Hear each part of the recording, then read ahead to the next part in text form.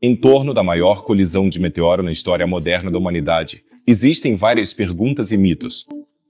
Nesse clipe, eu vou explicar tudo sobre o evento de Tunguska. Então fiquem ligados, se inscrevam no meu canal, ativem o sininho. Sejam bem-vindos.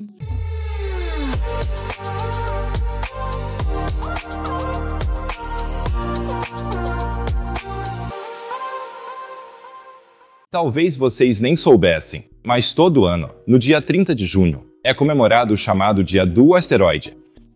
Não tem a mesma relevância que o Natal ou a Páscoa, mas ainda assim é um dia de lembrança internacional muito importante, já que acontece sempre no dia 30 de junho, porque foi muito provavelmente quando ocorreu o famoso evento de Tunguska. E esse é um dos eventos de asteroides mais flagrantes da história da humanidade e ainda assim quase nada se sabe sobre ele. Todo o leste da Rússia não é densamente povoado. Nessa região desolada da Sibéria, onde vivem alguns povos indígenas, como os Evenks, mas onde apenas renas pastam e há árvores, ocorreu um evento realmente fascinante em 1908.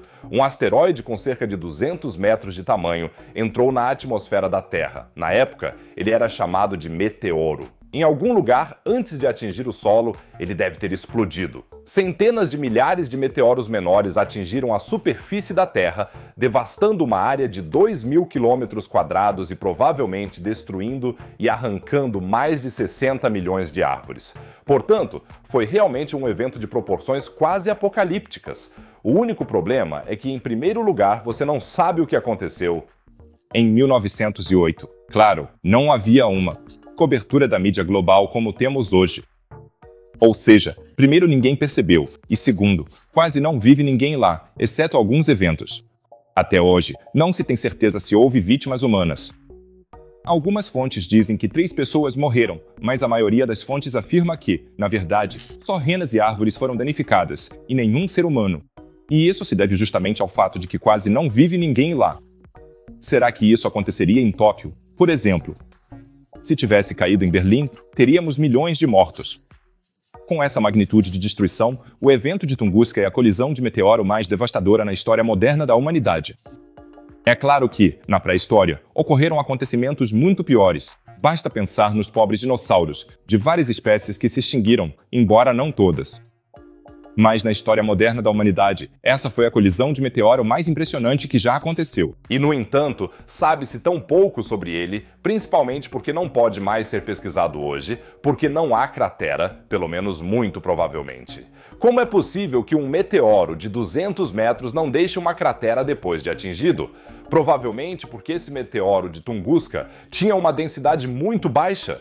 Em outras palavras, uma rocha muito porosa, que se desprende na atmosfera e se quebra. Em outras palavras, a coisa toda não chegou ao fundo. Então teríamos uma cratera gigantesca, como a cratera Beringer no Arizona, nos Estados Unidos.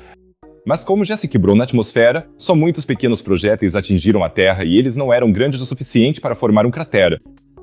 Ainda assim, a energia desse impacto, o atrito na atmosfera e tudo mais, provavelmente gerou uma coluna de calor. E isso derrubou todas as árvores.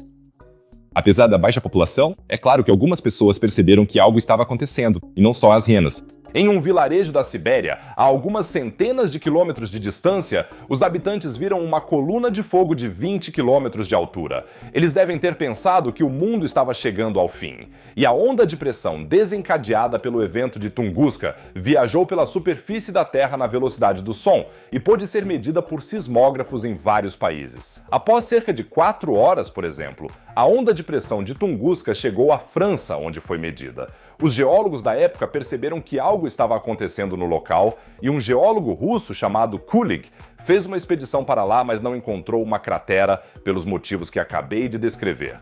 Até mesmo o dirigível alemão Graf Zeppelin sobrevoou a Sibéria, especialmente para encontrar a cratera, mas não teve chance, pois não havia cratera. Depois veio a Segunda Guerra Mundial e, logicamente, a pesquisa sobre o evento deixou de ser uma alta prioridade, mas agora os geólogos estão pesquisando novamente e ainda estão se perguntando o que realmente aconteceu. O fato de não haver cratera pode ser explicado porque o meteoro explodiu na atmosfera. Mas por que não há pedaços do meteoro? Até hoje, ninguém encontrou uma pedra em toda a área que tenha vindo do espaço sem dúvida alguma. Isso é um pouco estranho, pois o material deveria estar espalhado por toda parte. E por isso já existem algumas outras hipóteses. Alguns geólogos afirmam, por exemplo, que houve uma enorme erupção vulcânica ou uma espécie de bolha de gás sob a superfície da Terra que explodiu. Isso pode ser, mas isso não explicaria a fonte de fogo de 20 km de altura. Porque uma fonte de fogo tão intensa normalmente não acontece em eventos geológicos assim. Por isso, a maioria dos pesquisadores ainda acredita que foi um meteoro que causou isso. E até já foram encontrados alguns candidatos para possíveis crateras menores. Porque pode ser que o meteoro tenha se despedaçado e pedaços menores tenham atingido a Terra.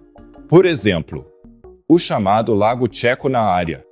Isso poderia ser uma pequena cratera de impacto, mas claro que não se tem certeza. E como sempre, quando há essa incerteza sobre eventos assim e nenhuma hipótese pode ser realmente confirmada, surgem também hipóteses bem malucas.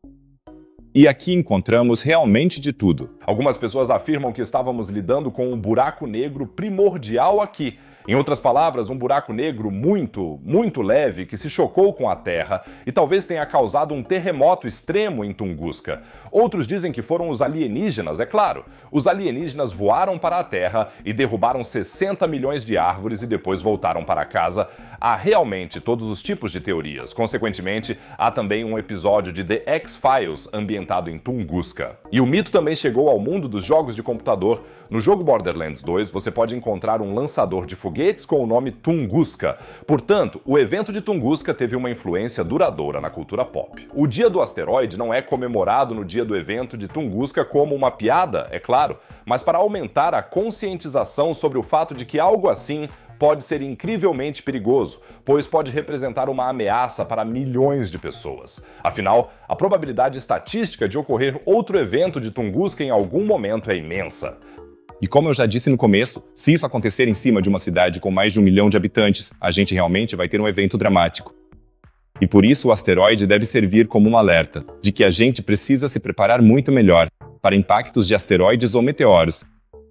Porque na época as pessoas ainda não estavam preparadas. Mesmo se eles tivessem descoberto o asteroide de Tunguska antes, não teriam tido chance de desviar aquilo. A gente só poderia ter assistido e torcido para que ele caísse na Sibéria, como acabou acontecendo. Então, foi uma sorte no infortúnio, exceto para as renas. E agora, nos dias de hoje, temos um sistema de alerta precoce para asteroides, ou seja, a gente provavelmente conseguiria detectar essa coisa. Mas os métodos para desviar asteroides ainda são muito rudimentares, mesmo que existam algumas ideias. E outro asteroide poderá em breve se aproximar perigosamente da Terra. Ou será que ele vai mesmo atingir você?